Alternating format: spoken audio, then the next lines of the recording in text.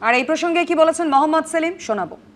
CPIM প্রথম এই ঘরে দাঁড়িয়ে বুদ্ধদেব ভট্টাচার্যের লাশ তখন পড়ে রয়েছে, আমরা প্রথম জানাই, তখন তো বাবা মা অসহায়। তারপরে এই কলতান, মীনাক্ষী, ধ্রুব, আমাদের ছাত্র যুব বাহিনী বুদ্ধদাস শেষ যাত্রা থেকে সরে গিয়ে গাড়ি আটকায়, তখন ওই মা অসহায়। তখন তো আমরা দেখিনি এটা কার লাশ, সিপিএমের না এসএফআইয়ের না ডিএফের। তার বাবা মাকেও আমরা চিনতাম না। ওই পরিবারের সঙ্গে বা ওই পরিবারের ভিকটিমের সঙ্গে বা ওই পরিবারের বাবা মার সঙ্গে আমাদের কোনো স্বার্থের সংঘাত নেই। তাতে আমরা বলবো যে আমরা আমাদের পক্ষে দাঁড়িয়ে আছি, ওনাদের বলবো কোনো একটি নির্দিষ্ট পক্ষ অবলম্বন করবেন না। সামগ্রিকভাবে সমবেতভাবে গোটা রাজ্যের মানুষ, সব ধরনের বামপন্থীরা তার রাস্তায় নেমেছে, এবং সেটা একটা পরিবারের জন্য নয়, অন্যায়ের বিরুদ্ধে ন্যায়ের জন্য।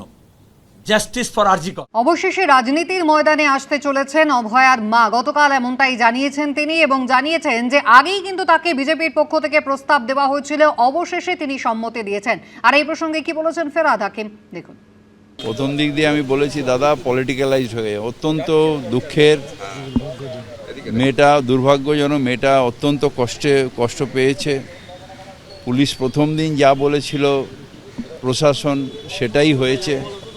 তারপরে রাজনীতি হচ্ছে, এখন বিজেপি আর তৃণমূলের, বিজেপি আর কি বলে ওটাকে, সিপিএম, বিজেপি আর সিপিএমের টানাটানি হচ্ছে।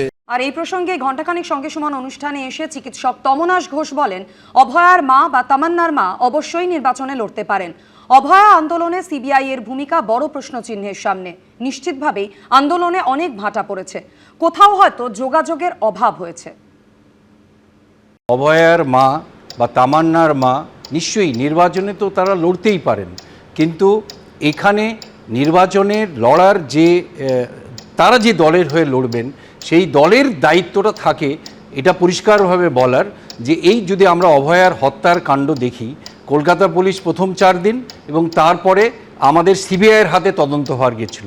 এই সিবিআই তার তদন্তে কোথাও তার গাফিলতিতে কলকাতা পুলিশের টালা থানার ওসিকে গ্রেপ্তার করেছিলেন, আরজিকর মেডিকেল কলেজের প্রিন্সিপালকে গ্রেপ্তার করেছিলেন, কিন্তু কোথাও চার্জশিট দিয়ে তাদের কোনো দোষ প্রমাণ করতে পারেননি।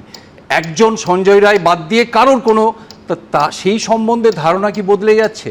অভয়ার ন্যায় বিচারের আন্দোলনে এই সিবিআইয়ের ভূমিকা তো একটা বড় প্রশ্নচিহ্নের সামনে। নিশ্চিতভাবেই এই আন্দোলনে অনেক ভাটা পড়েছে। আমরা গত 9 ফেব্রুয়ারি অভয়ার জন্মদিনে অভয়ার বাড়ি থেকেই সোদপুর মিছিল করলাম, মশাল মিছিল করলাম। অভয়ার মাই সেই মশালের আগুন জ্বালালেন।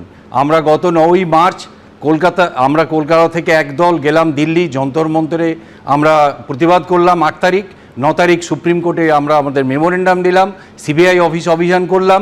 নিশ্চিতভাবেই অনেক মানুষ কমেছেন।